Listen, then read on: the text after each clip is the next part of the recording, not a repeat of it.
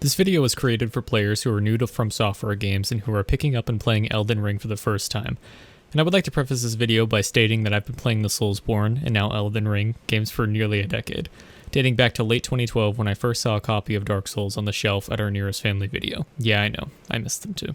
If you're like I was back then now with Elden Ring, then you can probably say you didn't know entirely what you were getting yourself into. But if you're struggling with the game, or find yourself asking what it is other people are getting from the experience that you are not, then I encourage you to see the video through to the end. I will be attempting to encourage you to not give up on the game through sharing my first experience with a Soulsborne and From Software title. Today I will be sharing my experience with Dark Souls, and what you can learn from it, to hopefully discourage you from giving up on your first playthrough of Elden Ring, if you are a new player. So without further ado, let's dive right into the video.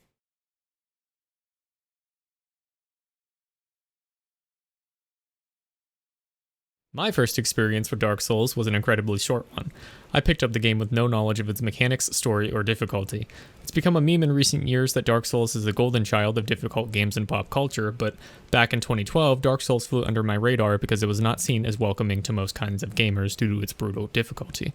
It's also important to note that I was barely a teenager at the time, so I might have just been bad. So when I picked up the game for the first time, I played it once for 2 hours the day I rented it and never touched it again until a week later when I had to return it to the video store. It wasn't until I saw a few of my favorite YouTubers at the time uploading playthroughs of the game that I decided to pick it up again and give it another try. Looking back, it was that decision that changed my entire perspective on gaming and myself at large. My second attempt playing through the game was a much quicker start than the first, but I was still struggling. I had it in my mind that the mechanics were impossible to understand and were just unfair towards players. I hated that enemies respawned each time I died, and I hated that I only had 5 Estus flasks, which is Dark Souls equivalent to flasks of Crimson Tears, because it felt like I used up all of my flasks just to defeat a few enemies. I especially hated that there was no indication of which direction to go once players reached Firelink Shrine, which is the hub area in Dark Souls. I realized later on that I wanted this game to be tailored towards me as a player, and instead, Dark Souls tailored the players towards its mechanics.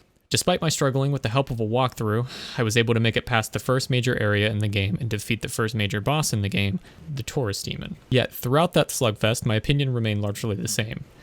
It wasn't until I reached the second boss in the game that my opinion changed, and I had vowed that I would beat the game no matter how frustrated I got. The second major boss in Dark Souls and the true litmus test for myself as a player entering into the world of From Software was the Capra Demon. Now, quick side note, I realized that the Capra Demon isn't actually the second boss in Dark Souls, but at the time of my first playthrough, I fought him second instead of the gargoyles, so bear with me. Let me paint the picture for you. Following my trusty walkthrough, I descended into the depths of Lower Undead Burg and defeated the various enemies that blocked my path towards progression. Using all of my healing flasks, I trudged down a long corridor between 2 stone structures and came upon another fog wall at the end of the pathway. My first time traversing through the fog gave no indication of the journey I was about to undertake, or the love for these games that would blossom as a result.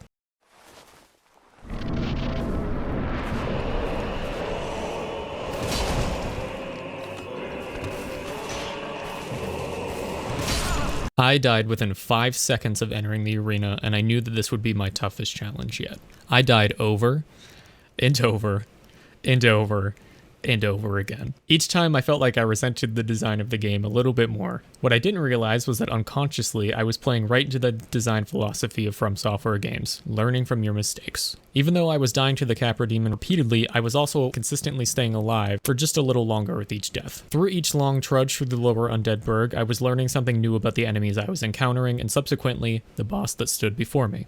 I'm not kidding when I say it took me nearly 2 full weeks of coming home from school and playing through this area for hours at a time before I finally did it. And it was in that key moment of victory that I figured out what the keys to Dark Souls and all future From Software titles, including Elden Ring, was. One of the keys was staring you in the face as you clicked on this video, to never give up. The other key, which came much later in my first playthrough of Dark Souls, was to have confidence in your own ability. I know these may seem so obvious in the moment while you are struggling, but the purpose of these games is to struggle. They're about overcoming impossible challenges laid before you so that you may take what you've learned with you for the rest of the game and onwards. It may sound cheesy, but the lessons I learned from Dark Souls extend far beyond a simple playthrough of a video game. Dark Souls taught me about my own life in a way no other game could have.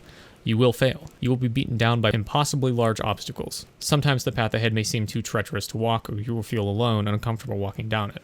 I showed a quote from Socrates at the beginning of this video because much like the philosophy behind realizing you know nothing about the world, I too had to put my ego aside and accept that I knew very little about how the game worked. But the most important lessons I want you to take away from this are that you can do it and you are not alone. These games have a very steep learning curve, and Elden Ring is no different.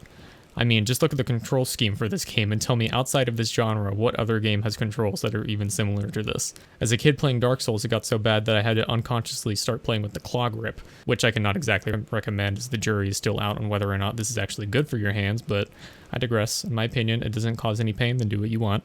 In a sense, the learning curve of Elden Ring and the soulsborne Kiro Ring games is a mechanic of the games in its own right. Once you overcome that learning curve and understand how the games function, the replay value of New Game Plus becomes immense.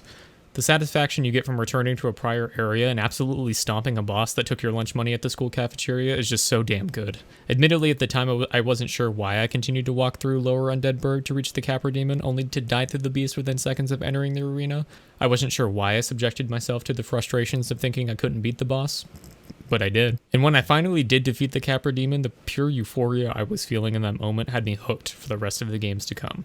I think one of the things that kept pushing me forward, other than my gamer ego, which blindly propelled me forward in a fit of rage, were those messages written by other players encouraging me to keep trying. I never appreciated them back then, but now I think without those messages, I would have found it much more daunting of a task.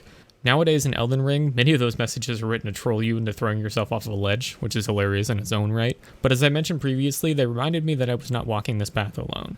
And if this video can serve as just another message on the ground, propelling you forward to keep trying and learning from your mistakes to overcome those impossible odds that Elden Ring still provides a decade after the release of Dark Souls, then mission complete. These games can provide you with so much satisfaction and reward if you just keep trying. Thank you so much for watching, and remember, you too can overcome.